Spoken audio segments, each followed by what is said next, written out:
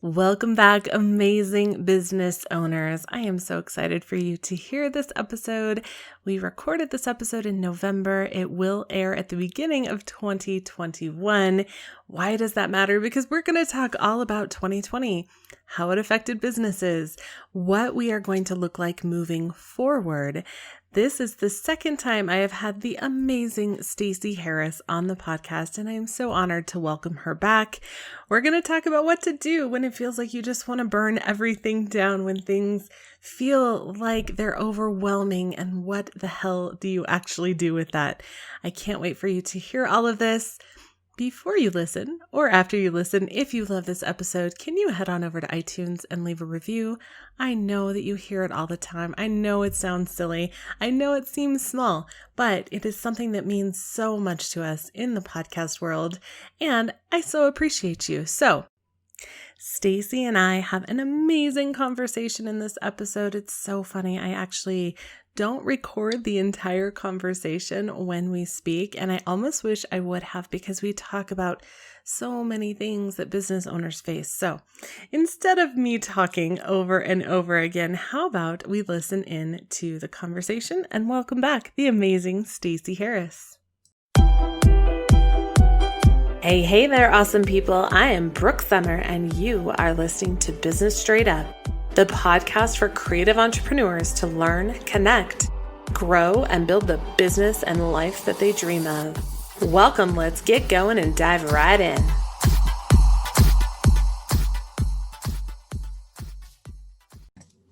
Welcome back, awesome business owners. I am so excited today to have a repeat guest because, yes, she is really just that freaking cool. In our last episode, we talked all about social media and how you actually don't have to handcuff yourself to social media or any platform or strategy to use it effectively. And today we're going to expand on that even more and talk more about marketing, 2020, all the things. Stacey Harris is the CEO of an agency called Uncommonly More.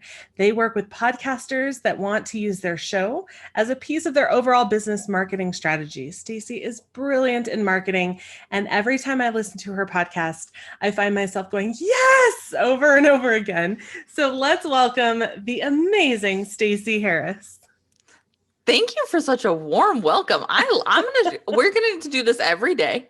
Right? Every morning. Need to start my day because it's early here. It's 8:45 here. I'm gonna need to start my day with this every day. I like it. We'll just put it on repeat every morning. You wake up. It's a good thing we're recording this. I just be my alarm. That's true. That's true. That'd be perfect. Thank you so much for being here. I'm excited to have you back.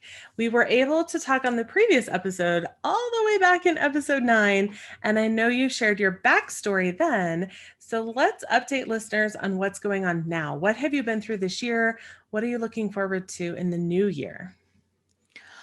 Wow, so much has happened since then. Since our last chat, I think I hadn't launched the agency yet. During our last conversation. I don't think so. So we launched the agency quietly mid 2018. Why quietly? Officially. It was like a soft launch. Basically, I reached out to some people who I had built at the time. So when I had these Stacey Harris, before I launched the agency, I was building strategies, but I didn't have a team in place to execute them. Mm-hmm. And so I reached out to a couple of clients who I had kind of helped them put together a team and been like, hey, I'm thinking about doing a thing. Would you be interested? And they were like, oh, dear heavens, finally, thank goodness. I was like, you know what? Maybe I should do this. Yes, that is the sign, right? Maybe I should listen to the clients who have for years told me that they want the next step, and I should just suck it up, buttercup, and do it. And I did. And so we sort of quietly in 2018 started reaching out to people just to see if it would work, like to see if, and not just could we get clients, but did I like this process? Yeah. Did I like having that? And I did, and it did, and it worked. So officially in 2019, we opened the doors to Uncommonly More. We have a couple of high level marketing clients where we sort of sit as I sit in their marketing director role or chief marketing officer role. For a very select few clients. And then the bulk of what we do is actually sort of podcast and marketing strategy. So how are we using the content of your show to generate actual business for you and not just be in the hamster wheel of podcast to-dos, which we all know so well is a never-ending cycle of time suck. And so that's really been our focus as we moved into 2020, was on the podcast side of things, because in 2019 we really filled up sort of that higher level sort of contract marketing department kind of client possibility. So that's our focus now, is really on marketing and podcast strategy, how you use these tools together. I'm still a nerd. I'm still obsessed with marketing strategy. I still think marketing and having a plan, having a strategy is the most freeing way to run your social, to run your podcast, to run your email, to run your business. And so I think it was a critical part of my survival in 2020, was the fact that my word of the year for 2020 was efficiency, which I didn't realize how good of an idea that was until the middle of March. Right. When I went, oh, this is why I need to be efficient, not just because I want to make sure I'm taking care of my profitability and things like that, but also my sanity. Yes. Especially when everything is crumbling. Exactly. Yeah. And I went from having an office outside of my home to the building I was in closing and shifting back to a home office, which currently resides in the corner of my master bedroom. And so it sort of presented new psychological sort of like how I approach my day changes. My son went out of school and started doing distance learning. And so it was like, cool. So what is the most efficient way to run my day so that I can be present for all the things? Yes. Oh, by the way, we're all holding space for this like incredible amount of unknowns. And by the way, that just rolled right into election season, which had additional unknowns. and here we are now. Right. And so I think for me, that efficiency word really only deepened my love for strategy and systems, because they really are the thing that sort of held me up, that sort of supported me when I was like, I don't know what's happening. And so we spent a lot of this year focusing on how can I make this run easier? Where do we automate? Where do we add people? Where do we have documentation? Where, I never wanted to wake up and be in a position of like, okay, I have to record content, or I have to jump on Instagram stories. I don't know what to say, because there was no creativity left. There was no like, I'm just going to be inspired because I'm going to have coffee with a girlfriend and I always get inspired after. There was none of that. No. And so it became really, really clear to me, again, for the bazillionth time, because we learn these lessons over and over again, right? Well, yeah. That having that ability to sit down and go, okay, so this is what I'm talking about and this is why I'm talking about it, was life-giving in 2020. And I think I've just doubled down on that as we roll into 2021. Yes. And you know what's funny is I personally am an artist, and most of my audience are artists or creatives. And so many of us resist that having a plan, right? Like we're free spirits. And I get it, because I am too. But at the same time, like you said, having that plan allows you to do what you need to do when it needs to be done, so that you can be free on the other end of that. It just allows for so much freedom. It really does. And it's funny, I've had a couple of these conversations. I was on a podcast called In Her Voice a year or so ago, and we talked about how like the system or the strategy is really just your playground. It's your toolbox. It's what allows you to go and play and be inspired. And we've got mostly very creative clients who are traditionally very resistant to strategy. And it's fun. We had one of our clients, Allison Crow, on our show talking about what it was like to get a strategy from us. And she was like, I realized that it wasn't about boxing me in, but it was like giving me a box to stand on. Yes. And it really was about sort of like saying, hey, this is me and I get to be me, and I actually know why I'm doing it and what I'm doing. because I have this thing. And I think so often we confuse in the online business space strategy and tactics. Yes. And I think sometimes what we think is being sold to us as a strategy is really a formula that somebody has put in their group program and is trying to sell you, and you need to follow their blueprint exactly. And that's the way you'll be successful. And that's why we then leave that experience without the results we wanted, either at all or subpar. And we go, oh, strategy doesn't work. Yeah. But that wasn't a strategy. That was a tactic and a formula that you tried to shove yourself into. Yes. A strategy, an actual strategy is very simply, what are we selling? Who are we selling it to? And how are we selling it? When you have those questions, then you build the strategy and plan that is built for your audience, the results you want them to do, the path you want them to take, and how you work with them. So how you show up in their lives. That's when we start to be supported by a strategy instead of shoved in to somebody else's formula and tactics. But too often in the online space, we use those things interchangeably, and they're not the same thing. Yes, that is so brilliant. It's when you were talking about going into a program and getting someone's tactics, it's so funny. One of my most favorite business courses is from James Wedmore, Business by Design. And the reason that I love it is because he just hands you a ton of different tactics. It's almost like a manual. And then you get to choose, right? You get to look at the offer, you get to look at your expertise, and then you get to choose. So it's not just A, B, C, do this, but it's what do you want overall, and then figuring out what fits into that, because there are so many different ways we can run a business.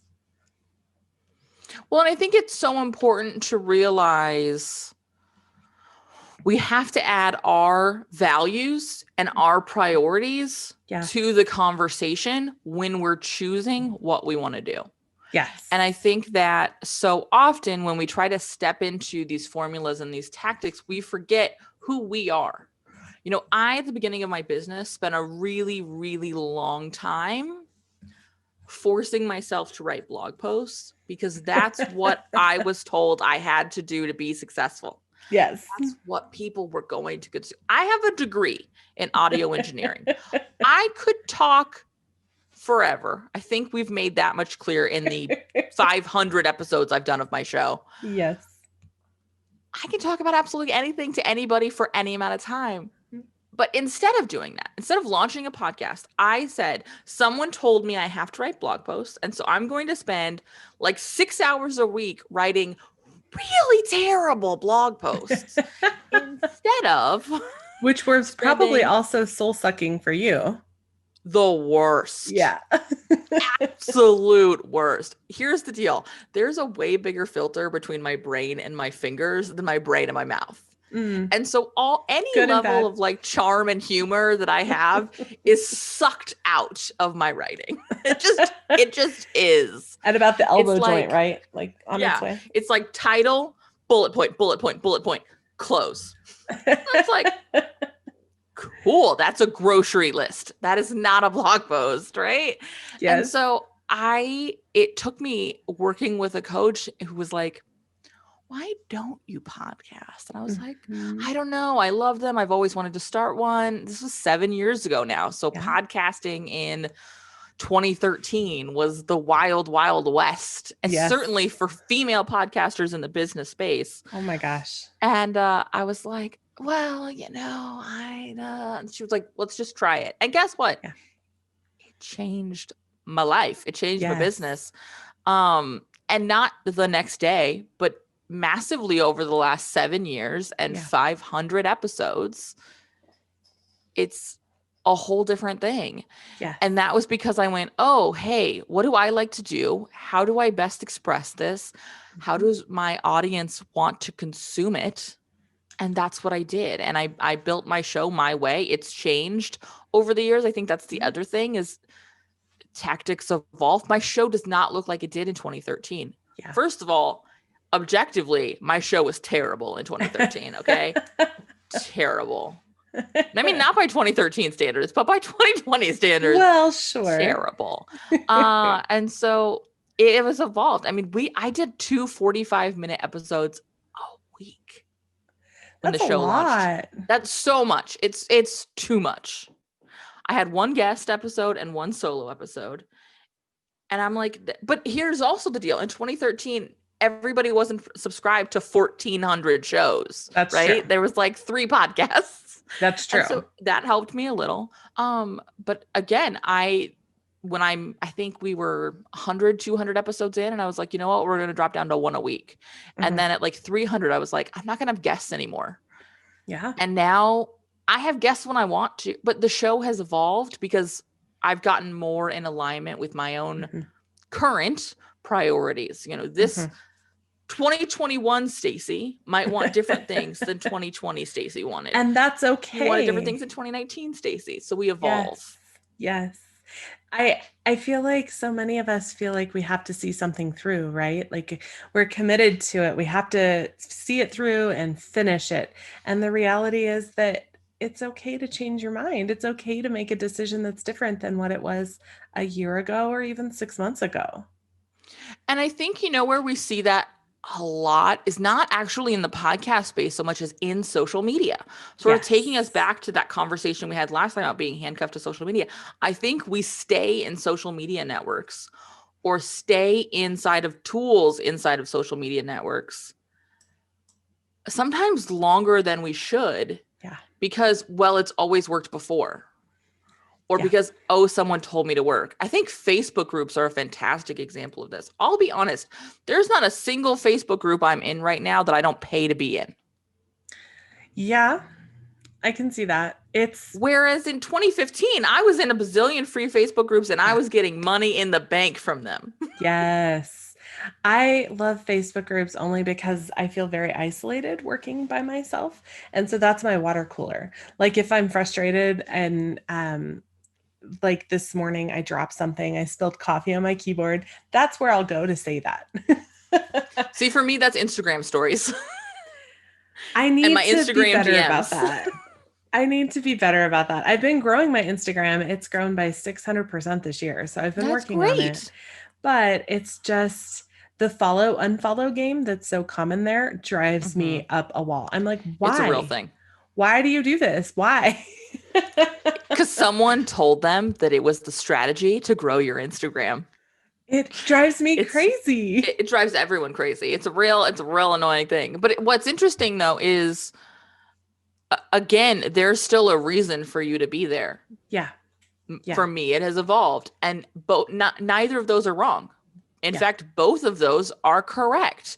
And I think we too often would say, oh, well, I have to keep doing this because I've always done it. Or so-and-so told me to do it, so I have to do it. Instead of going, cool, what do I want now? Yeah. What are my priorities? What are my values? What are my needs? Are they being met? Yes. What are my results? Yes. Now let me make a decision that's right for me right now. Not forever. Just right now. And I think this applies to social media channels. I think it applies to offerings. I think it applies to ideal clients. I think it applies to content. I think it applies to how you do email. I think it applies to whether you keep your current service offerings or even keep your business open versus moving to something else. We need to give ourselves a lot more freedom to change our mind. And I think for me, that is why my strategy is so important, because it's on a set time. So I'm going to do this for a month. I'm going to do this for 3 months. I'm going to do this for 12 months. Then I evaluate and I go, cool. Did it work? Is it still working? Am I still getting the results I want? How do I feel about it? Am I enjoying it? Is it soul sucking? And I go, cool. I've achieved the length of time I was committed to. Now I have permission to change it. Yes, that is crazy freeing too. So many of my students, a lot of people want you to set like the 5-year goal and then the 1-year goal. And I do 90 days. And so many of my students are like, well, why only 90 days? Are you going to like stop after 90 days? I said, no, because I changed my mind too much. And I want the freedom to be able to change my mind and it may be the same after 90 days, and that's okay too. But at 90 days, I will reevaluate and say, does this still fit what I want? And finding the tools for me, it's funny, especially in this past year, I have changed what I want to share on social, in email, stuff like that. So my emails look totally different. I'm almost never talking about my courses in my emails. My emails are nudges to say, guess what? You can do this, period. Yeah. And there's a link at the bottom. If you want to click it, cool. If not, that's okay. And I'm watching that change for me through 2020 and through, I mean, it started before that, but really 2020, I look at, what do I need? What do I love? What do I want?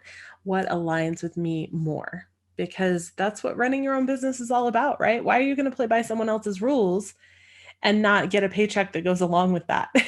Because that's a job. Absolutely. Absolutely. Well, and here's, for me, I like having my eyes on what I want a couple of years from now. Yeah. But that took time. Yeah. When I started my business, I did the exact same thing. It was 90 days in 90. Yeah. And that was mostly because there's not a single thing that I have or do or be right now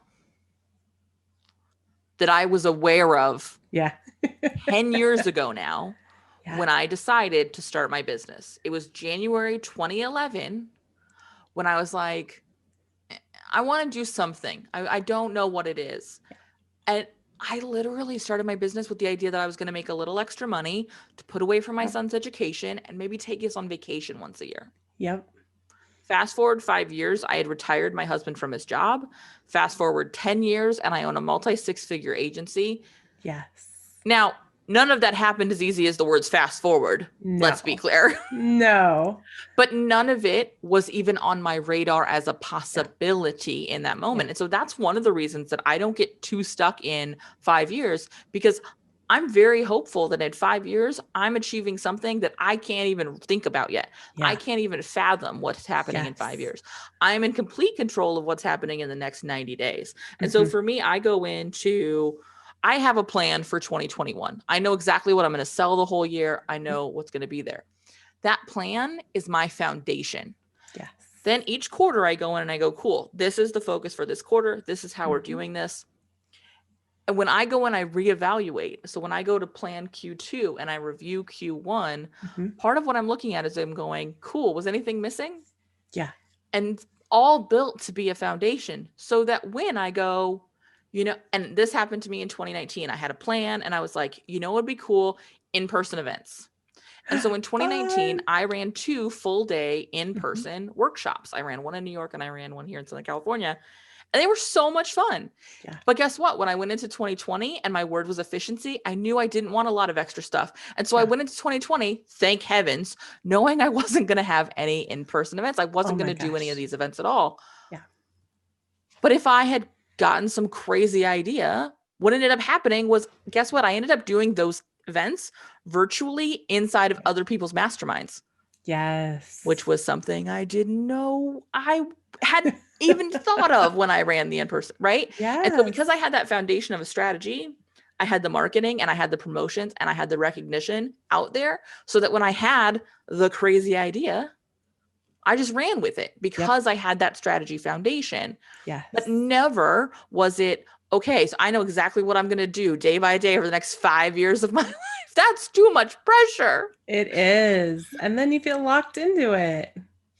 Yeah. And I think, again, that's where we end up feeling sort of boxed in by strategy and planning instead of feeling really supported by it. I think the best strategies and the best plans are really there to give us room to jump off. Yes, absolutely. I know that we're all looking at this year. And for anyone listening, we are recording this November 5th, 2 days after the craziness of an election. And I know that this won't air for a little bit until after the beginning of the year, but we're all looking at 2020 and just kind of shaking our heads. Like, so many things have changed this year. So many things have happened. And I think business owners especially have been affected, not just impacted negatively, like we've seen that too, but forced to become creative, to think of new things. What marketing trends or things do you see happening right now that are going to be even more important moving forward? I think more than ever, a thing I have been talking about literally the entire 10 years I've been in business is the humanity of it all. Go behave like a human, connect with your audience like a human. I think so often we as micro business owners, which is what most of us are, if we're coaches or course creators or consultants, we're not Coca-Cola. We are not working with 100 million people. And yet somehow Coca-Cola understands that their brand needs to have a personality and a connection point. And those of us who are solopreneurs or running small teams forget that. We try to remove every shred of personality from our brand in an effort to be professional. And so I think the biggest thing that this year really reminded me of was that importance of be a human, behave like a human. Really look at the connection points. I think we focus so much on growth.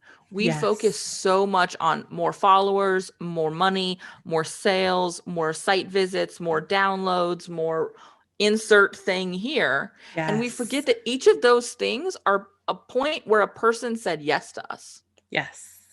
Well, and when you step back into that, there's a person who said yes to me. Yes. I appreciate that. I want to connect with them. You'll be amazed at how many more people will say yes.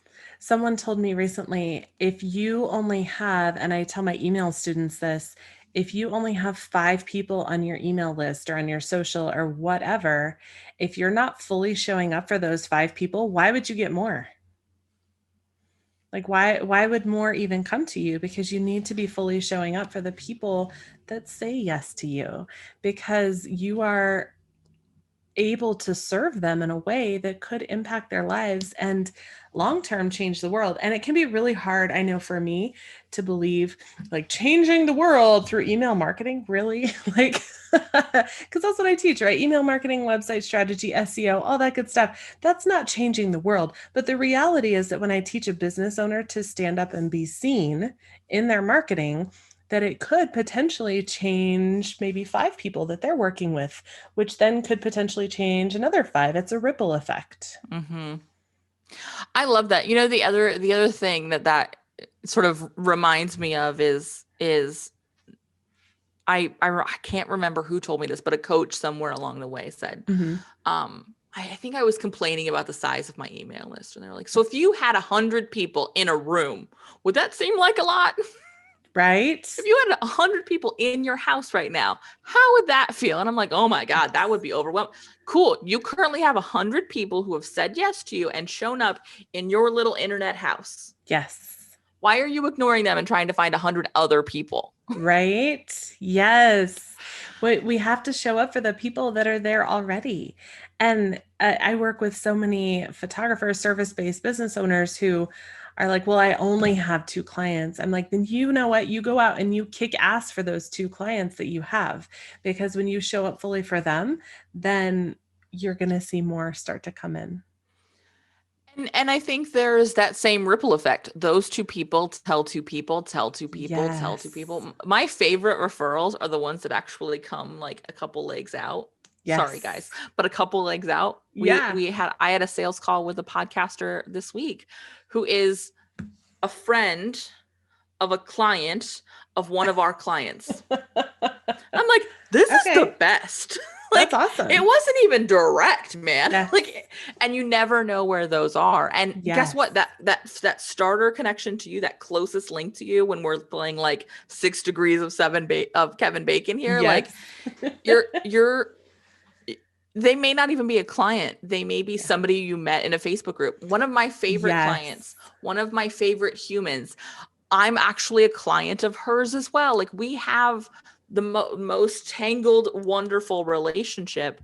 Circles. We met in a free Facebook group in 2015. Yes. And that happens. Tons of referrals before she was a client and since she's been a client. Like, when we start behaving like people are people, even on the internet, things change. Yes. I related when I was getting married 9 years ago. Yeah, 9 years ago, I reached out to wedding photographers, and a couple of them were really rude and mean and just not very kind. And it's so funny, even now, they're still wedding photographers. And I see them go into Facebook groups complaining that they don't have business. And I would never call someone out personally, but I just want to say maybe it's because you're not very kind to people. Mm-hmm.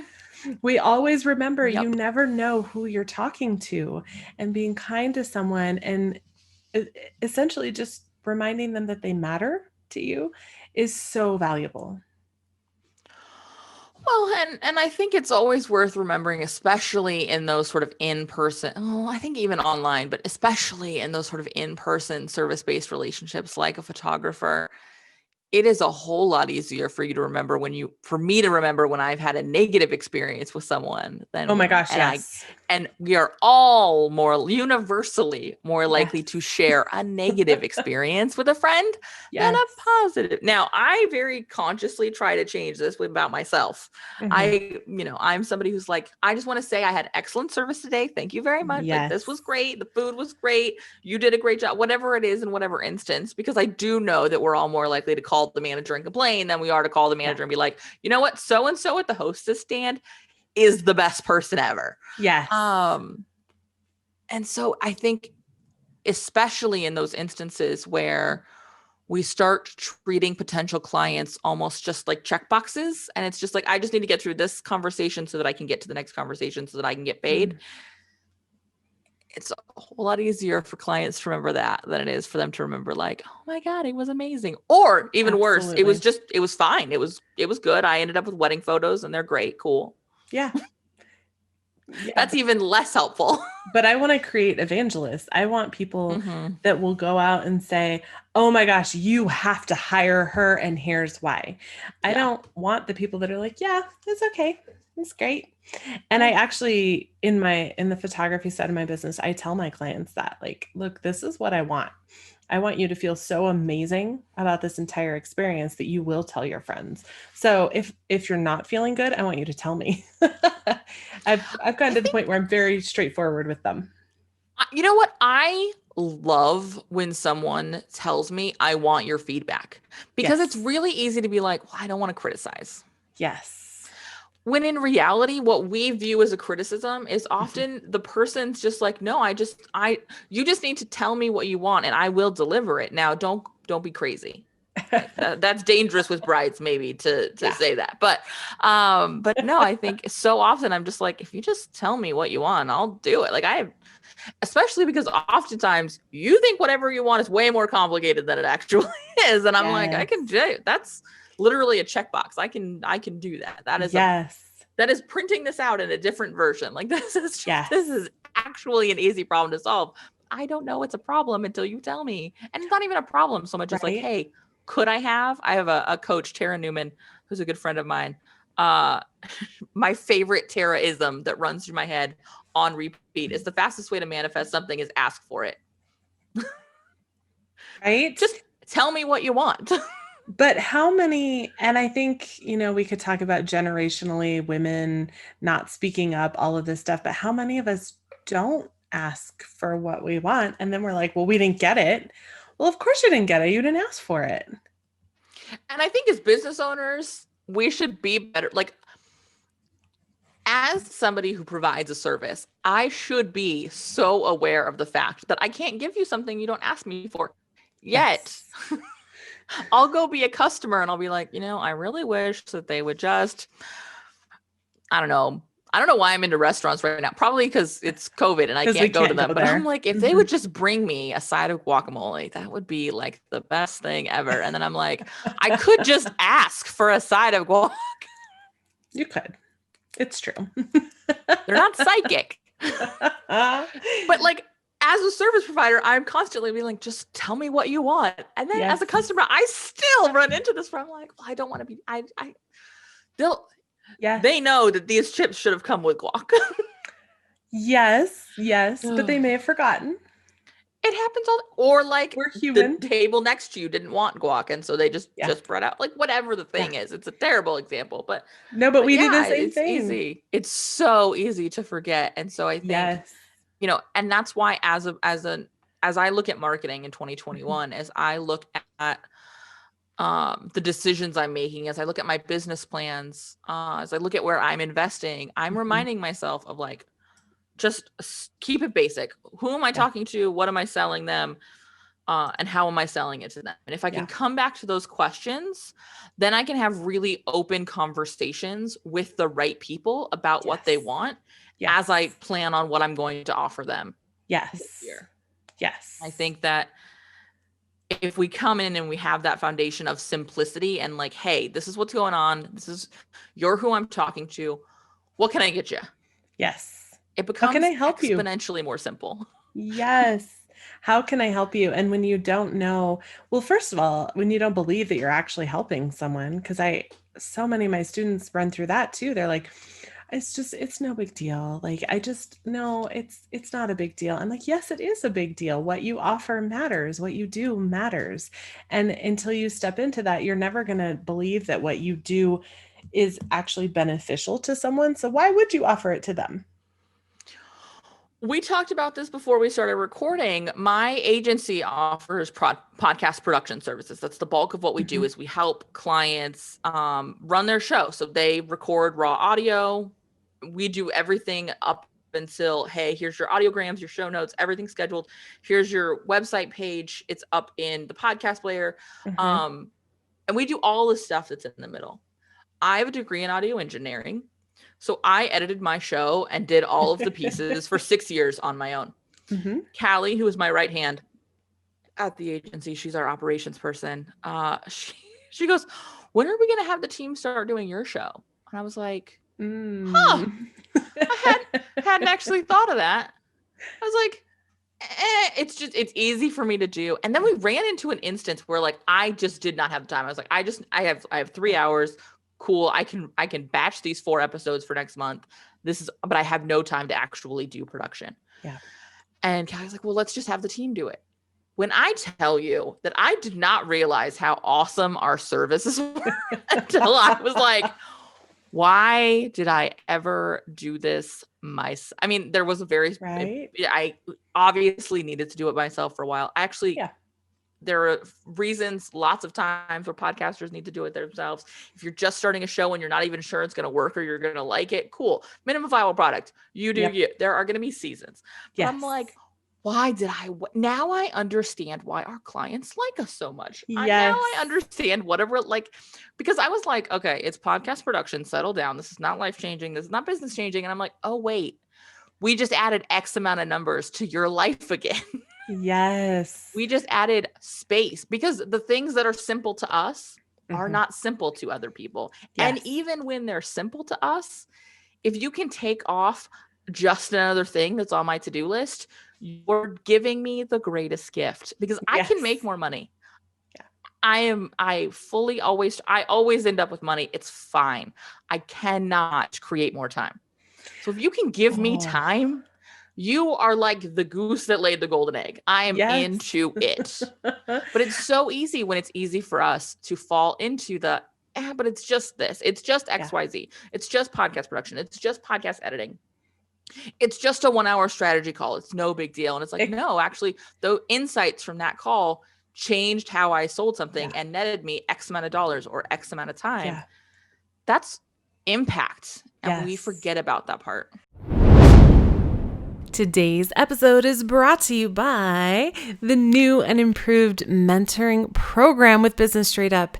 If you are struggling with something specific in your business and you need help that is personalized, I am excited to announce that I have officially added mentoring one-on-one back into my business. So what the heck is mentoring? Well, the nice part is that it's custom based on you and your needs for your business. I can help you with marketing or sales or branding and so many aspects of running a business. Mentoring is really part education, part accountability, and part inspiration. I want you to walk away from a mentoring session with me feeling on top of things, with clarity on where you want to go and how to get there and the steps to take to actually make it happen. If coaching or mentoring is something that you have been thinking about, it is time to get some details to see if we're a good fit. Go to businessstraightup.com/mentoring to learn more and reach out so that we can start working together. I can't wait to see where you go in your business in 2021. Someone told me recently, you could be the you could be the answer to someone's prayers right now. Mm-hmm. And that hit me really hard because we always think that what we do is, oh, it's just this, it's just that, I'm just this. And the reality is that there is someone out there. There could be someone out there right now who's looking for exactly what you offer. So why would you not offer it to them? And it's so funny. Before we started recording, I was sharing with Stacey that my editor has ghosted me and is gone now. And she said, well, that's what we do. And of course, I knew this, guys. Like, I know who Stacey is, and we've talked before, but it was another light bulb moment for me. And she didn't try to sell me. She's like, you should do that. No, she didn't do any of that. She just reminded me that I have an option. And that is really what we're doing in sales, right? And marketing is reminding someone that there are options out there and that we can help them when they're ready for that. It doesn't mean they have to do it now. It doesn't mean that, oh, you better book now before noon if you want to get the best price. And there's a time for those things too. But she just reminded me that, hey, I can help you with that. And I was like, writing all the things down because it's so important that we value what we do so that we can, I can't think of the right word, but so that we can offer it to other people. Well, and I think for me, there's a time for both. For example, as you said, we're recording this in November. My team, our whole agency shuts down the last 2 weeks of the year. My whole team gets the last 2 weeks of the year off. And I actually only work with existing clients. I have like 3 strategy calls we'll do in December with clients who are on sort of that particular schedule for their quarterly calls. And that'll be the only work I do from Thanksgiving in the United States to New Year's, because I take December off. Yep. And so, yes, part of what I'm doing on my show right now is saying, hey, if you want to launch a show in January 2021, we do need to book that now. Yeah. That's not saying, hey, if you ever want to work with us, you have to make this decision now, even if you're not ready. It's just saying, hey, if this is your timeline, this is when we need to make a decision. Otherwise, book a call with me in January. We'll launch a show February, March. Cool. Yep. Aces. I'm good. Yeah. Or, hey, if you want to work with us on ongoing production, you need to make that decision now, because we're front-ending all of our client work in the first 2 weeks of December because my team won't be available. I give them the time off. That's just making them aware. That's not a sleazy sales tactic. That's not, right. So remember intent, because I do think it's easy to hide your offer or hide what you need, like the information they need to make an informed decision. Yes. And for me, I want to make sure at any time, anybody who would be a great fit to work with us, who we'd love to support, knows that we're here. Yes. It's not about you working with us right now. I'm not going anywhere. As much as I make 90-day plans, podcast production services, and my team, we're not going anywhere. This is the thing. Yes. And so, cool. When you're ready, we're here. And I think what you just did, telling your listeners about that conversation and my approach, was the added benefit of doing it that way, because now you also just informed everyone, hey, this is what Stacey does, and this is her approach to things. Yes. And so again, remembering those ripples. Yes. And they come from showing up and being of service. And sometimes the best way you can be of service is saying, here's how you pay me and I solve your problem. It's not sleazy. It's just giving them the information they need to make a decision. And I think so often we decide that's sleazy. We decide that's an inconvenience for them. Yes. When, going back to what you were saying, in reality is the thing they're praying for at 2 a.m. when they're up still editing their own show, or they're trying to day of get things out, or they're trying to build their own website strategy, or they're trying to figure out SEO with free courses, and plugins, or they're, whatever the thing is, they're trying to write their own copy. They're trying to, whatever the thing might be. I think sometimes the best gift we can give them is just say, hey, when you're ready, here's what I do and here's how it works. Yes. And when you have that mindset of service, so I get tagged a lot in moms groups for boudoir photography, like pretty much daily, which is a beautiful thing and that's amazing. And I know that I've booked some clients from that, but I also know that I'm not the cheapest in the state. I'm probably the most expensive in the state, if I'm being honest, because I'm an expert at what I do. And so I will absolutely comment with, yes, I would love to talk with you, see if we're a good fit. Here's my website. Here's how to contact me. And then I do another comment that says, even if you don't hire me, you need to be looking at these things because this is a specific genre that requires some specific expertise. So here are some guidelines and things to think about. And so many people have contacted me and said, why would you say, even if you don't hire me? Because I want women to be informed. And it may be that someone sees that link and goes, oh my gosh, I had never thought of that. And it saves her from some heartache later. But maybe in 2 years, she's going to remember that. And then she will contact me when she's ready. Mm-hmm. I do that in my sales calls. When I have sales calls, I'm very loosey goosey with the Yeah. here's what I would recommend. I've had people go, well, why are you telling them gear tips and recording tips and breaking down launch strategies and giving them launch tips when you're trying to sell them into a launch package? Because I don't care who they hire. I care that they have the best experience. And because I care that they have the best experience, spoiler alert, they frequently hire me. Yes, exactly. I'm proving my Right? expertise. I am, as a consumer, a big fan of TikTok. I really, really enjoy my consumption on that platform. And you mentioned boudoir photography, and some of my favorite accounts that show up on my For You page are boudoir photographers who are not cheap, who are showing you how to DIY your own sassy photos. Yes. To Yes. send. Yeah, especially, and my favorite has been since COVID and quarantine has shut down, and they're like, if you're in a long distance thing or you're separated because of whatever, here's how to keep the sass and the spice alive. Yes. Here's some fun ways to send something Yes. enticing to your husband or your partner who's been working long shifts, or you're in different states or different countries or whatever. Yeah. And I'm like, that's so cool. And it's so funny to me because I'll go read the comments. Some people are like, why are you telling people how to do this? You're not going to be able to get business then. And I'm like, here's the deal. All the tips in the world are not going to give me the photo experience of a photographer with my iPhone and a tripod and me standing against a wall in just the right S form, right?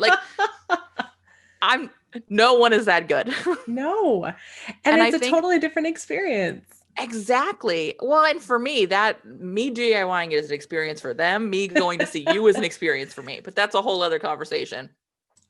And so I think so often we hoard and we go, I can't tell them too much. We don't want them to be too informed. Yes. Or they'll choose someone else. When for me, the more I inform, the more I tell you.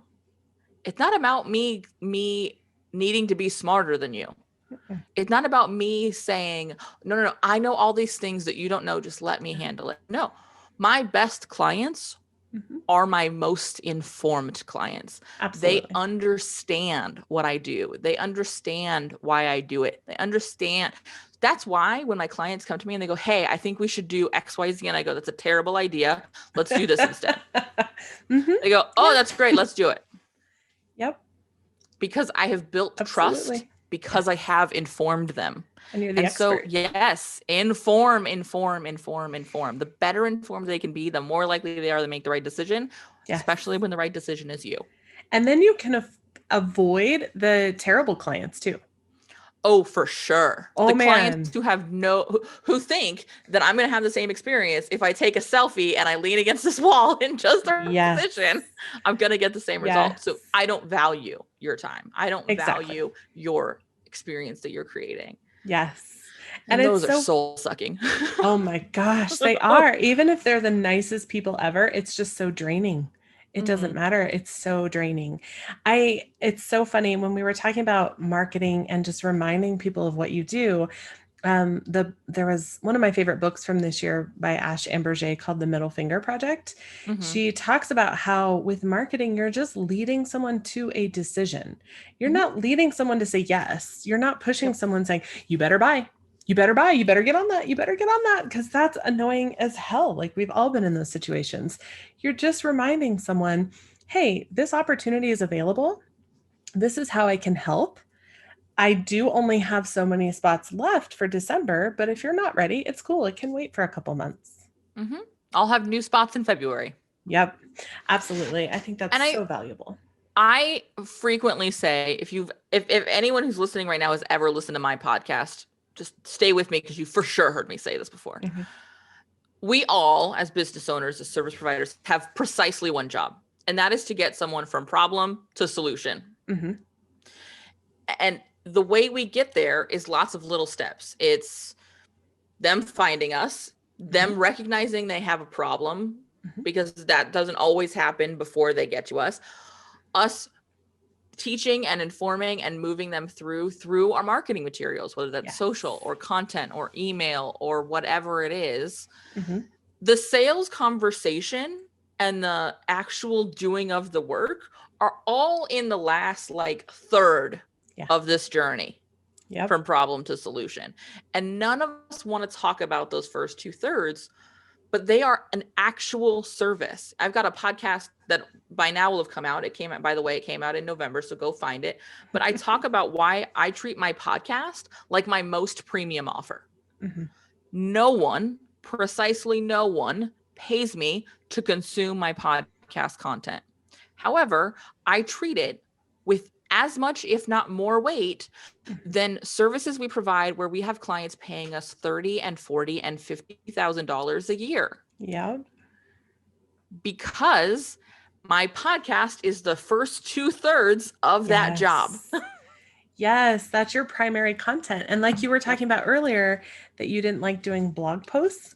And so you had to decide. And so many of my students will tell me, well, I don't like doing this, then find another way. But you have to find a way to fill up that 2/3, to fill up that it ultimately becomes a client journey, right? A client experience. Whether they become a client or not is questionable, but how are you going to fill up that need for information? Exactly. I love that. I know that you have shared with me some advice for a newer businesswoman. It's so funny. My listeners know that I do questionnaires before all my sessions. I have my templates available online for all of my sessions and weddings and all of that stuff. My listeners have seen those. And I also have one for podcasts. And one thing that Stacey shared with me was some advice for a newer businesswoman was to find your people, because it makes it a lot easier to keep going when it feels like you just want to burn everything down. And I read that and I literally said out loud, yes. And my kids are like, what are you doing? Mm-hmm. Because that feeling is real. And I feel like people don't really talk about that. What lows have you seen in your business? When have you talked a friend off a ledge, so to speak? How often do you feel that? Because I think we have this idea that when someone is successful or makes it to a certain point, that they don't feel that anymore. And that's just not true. No, I think the more successful I get, and I'm going to be completely honest about two things right now. I love money, and I consider myself very successful, and I will only be more successful than I am right now. So if either of those things turn you off, just ignore everything I've said up until this point, because you're not going to like me. The more successful I get, the more success I find, the more money I make, the more frequently I feel an incredible urge to destroy my business, burn the whole thing to the ground and start over. Yes. Because as you reach success, you get closer and closer and closer and closer to your growth edge. And it's wildly uncomfortable. And I don't know about you, but I like to be comfortable. It's scary. It's terrifying. And so I have people in my life, people who I have paid to have in my life, people who I have chosen and cultivated relationships with, and I don't pay to be in my life, and people who I pay someone else to have access to the other people in my life. Yep. That's a mastermind, in case my math like formula question or statement there did not make sense to you. I have a coach I pay, Tara Newman, who I mentioned earlier. I am in her mastermind, which is called the Bold Money Revolution, which I highly recommend. I'm also in her private community called the Brave Society. I have biz besties and people who I call and text in the middle of the night sometimes and go like, what am I even doing? Does any of this make sense? And my favorite an example of this is a woman named Brandy Lawson, who is my actual best friend and my biz bestie. And we met 5 or 6 years ago at an event, and we became fast friends. And we've, to this day, even though I have since moved out of state, we see each other several times a year, less so in 2020. But we meet via Zoom at 7:30 Monday morning every week. That's how we start our week, is talking to each other. And frequently, when I'm spinning out about something, she goes, "Cool, you have 5 minutes." Yeah. And I go, "Huh?" She goes, "You have 5 minutes. Wallow, spin, be mad. Cool. Then we're going to find a solution." Yeah. And I go, "Cool." And I tantrum for usually about 2.5 minutes. And then I go, "All right, I'm ready." And together we sit there and we figure out whatever's wrong, which, by the way, is almost never what I think is wrong. And it's never the world ending like we think it is. No. It's like I need a new sofa, so I'm going to burn down the house. That's generally the situation. It sounds good to me. I'm just saying. You know what? The sofa is really ugly. If I just burn down the whole house, it'll take care of it. Then I'll have a new I'll get a new sofa. But no, and that's usually what it is. And so I think for me, it ends up being lots of things. I think depending on the season of my business, it's different things. I will say it's almost always my fault. It's almost always like my own thing, especially if I am really committed to it being someone else's thing. I see this most frequently early in my business when I would say I had a bad client.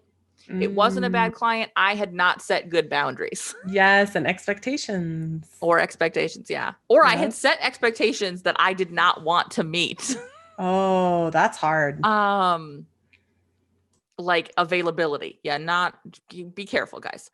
Now, even in instances where I'm like, yeah, you know, I'll hire a contractor for a project or something, and I'll be like, it's fine.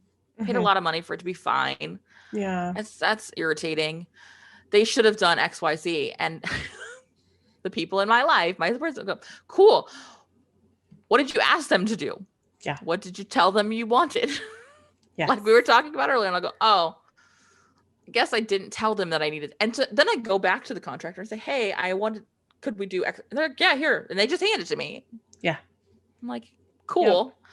Yep. And having those people in my life is what keeps me from feeling isolated. Yeah. It's what keeps me from regularly burning down my business. It's also what allowed me in 2020 to have a controlled burn. Because in 2020, I mentioned earlier, the word from my year was efficiency. Yes. And so there were entire parts of my revenue, not just my business, but my revenue, I shut down. Yep.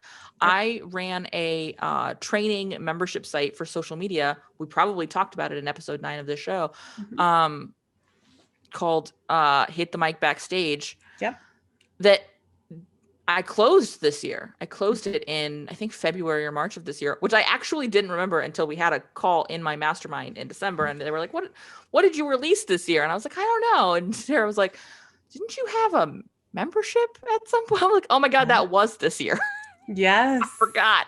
This year is like 20 years. 700. Time is an illusion. Where I'm at, time is an illusion. Yes. But I was able to go, this doesn't serve me. Let's burn it down. And so we were able to burn things that were sucking my time. Yeah. Even though I enjoyed that space, I loved that space. It was a hard decision for me to come to. Yeah. But I was willing to burn down the whole of my business because I didn't like the sofa.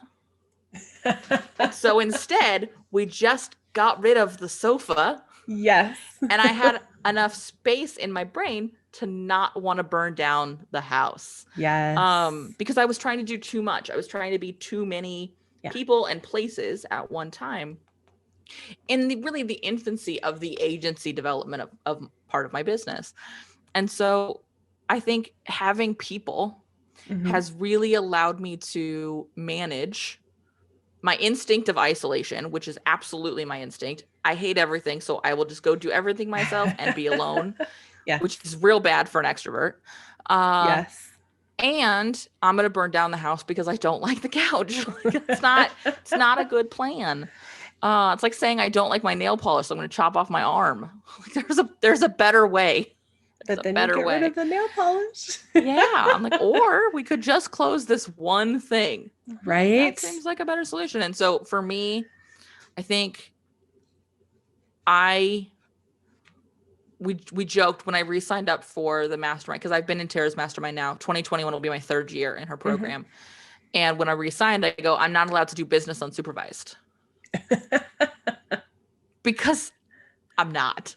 Yeah. And I know that. So for me, I think find your people. It doesn't have to be a large scale investment in a mastermind at this. For me, I actually tried a high investment mastermind probably 2 or 3 years into my business. Mm-hmm. It was actually a really bad call at the time because I wasn't ready for that level. Yeah. It was an investment that took me not to my growth edge, but to my stress instead of like, Yeah. oh, this is just discomfort. No. This is just impossible. Yeah. And so that it wasn't the right call then, but there are lots of different options. There are lots of ways to do this. And in a lot of cases, some of them have no cost at all. I've Yeah. also, again, I come back to remember, one thing won't work forever. There have absolutely been accountability groups or programs or coaches I have worked with for seasons of my business, because guess what? They're geared to work with people. Their ideal clients are in their first year or 2 years of business. Mm-hmm. I'm now going into my 10th year of business. Yes. And so it wasn't that either of us became wrong or anything terrible happened. I'm no longer their ideal client. Yes. That should be, in my opinion, the goal. Yes. And so different seasons of my life and my business have been different things, but the thing I will always have is a support system. Yes. And in a mix of ways, with coaching directly at this stage of my business, with a mastermind because I'm an extrovert and I like the group. Yes. I often get more out of someone else asking a question because, again, I mentioned this earlier. I don't know what I don't know. I don't know what's possible outside of my own little awareness bubble. And then just friends, people who I can be like, especially in 2020, hey, let's do happy hour via Zoom Friday night and drink wine and bitch about clients. And put on crazy ass makeup. I've always wanted to do that. Like just green and weird, crazy stuff on Zoom, since that's all we can do right now. One of my close friends who happens to be in my mastermind with me, we are both obsessed with makeup, and we regularly send each other sort of our daily makeup selfies, or, hey, I just got such and such at Sephora or whatever. I found, my favorite makeup brand. She actually told me about it because we were talking about makeup. Like those kind of things come from having people. And those things, like, really, it doesn't really matter if you put on makeup or not, but it's a shared experience that then grows into more. Exactly. I love that. Oh my gosh. I feel like we could talk all day. Me too. But given that it's a Thursday and my children are actually home today, God knows doing what. I hope they're supposed to be doing their schoolwork, but don't ask too many questions.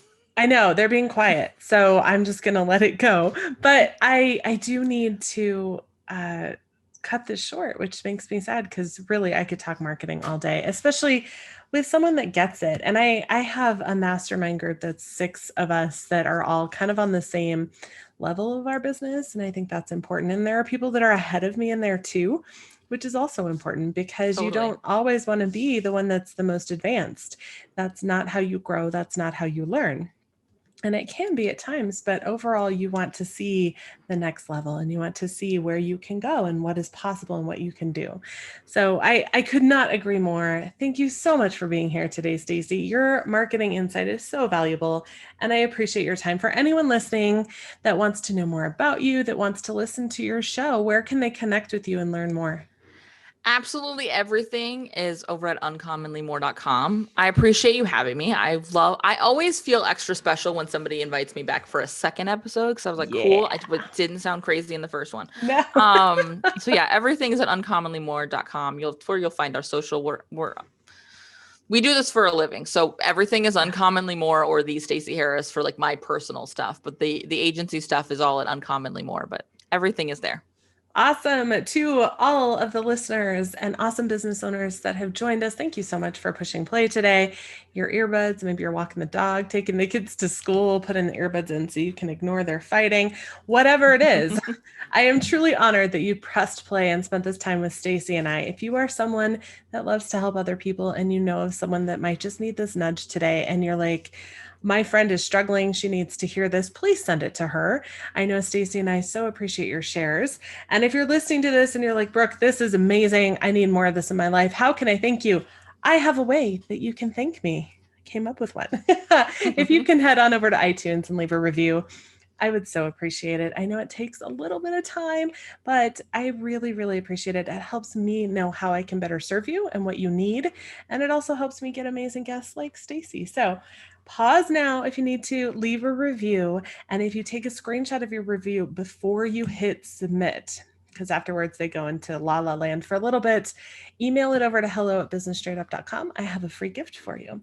So leave those reviews. Thank you so much again, Stacey. Of course. Thanks for having me. Thank you to all my listeners. I have some homework for you. You know, I like to send you off with something to do. I want to know, how are you changing your marketing, if at all, in the upcoming new year? Because we're going to be facing a new year. And Stacey and I talked about before we hit record that December 31st is going to come and go. And just because we have a new one at the end of the year does not mean everything will be different. So what are you changing, if anything? I want to know. Let me know in the community at businessstraightup.com/community. Keep moving forward. 2020 has been a year for the record books, and 2021 will be our chance to take what we've learned and move forward to kick ass and reach our biggest goals. I can't wait to see what you do with your business, how you change the world. Thank you so much and have an amazing rest of your day.